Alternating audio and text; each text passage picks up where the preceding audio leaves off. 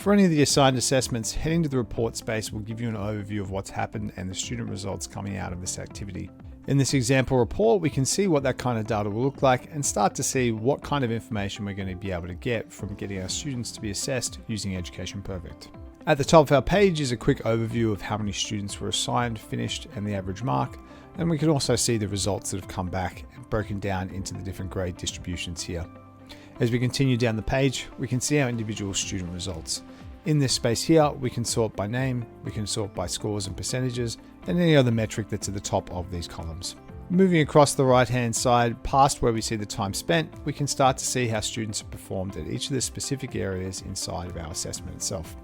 If we click into one of our students' names here, we'll be able to get a more honed-in view to see what their score and performance has been like across this task. Within this space, we can see how the student performed across each of the different topic areas inside of the assessment, and we can also take a look and view their full assessment if we need to, or print this out or export those results. Coming back to our full report, under where we can see our student results, we can see an aggregate for the whole class in terms of how they've performed across each of the specific areas inside of our assessment. When viewed in this way, we can see where our students' strengths lie and where some particular areas or challenges are for the cohort of students that have taken this assessment itself. Moving to the very bottom of our report space, we can see a breakdown question by question, and in the case where we've had a variation in terms of what students were displayed which question, we'll see a count of how many times a student was presented with this question, their average score, and then also a visual representation of how that breakdown is between correct, incorrect, and not attempted responses. Coming back up to the top of the page, we also have our Monitor tab.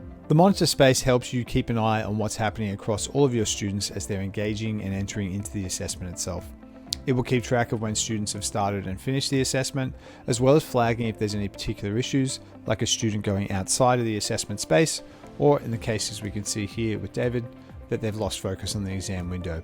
This will give you a real sense as to what's happened with the student's response and can help to reinforce the validity of what their answers are across the assessment. This helps to provide a nice clear picture for helping to understand what interventions between our pre and our post testing have been effective in helping the students to progress overall, and what areas we might be able to duplicate the next time we're moving through another topic.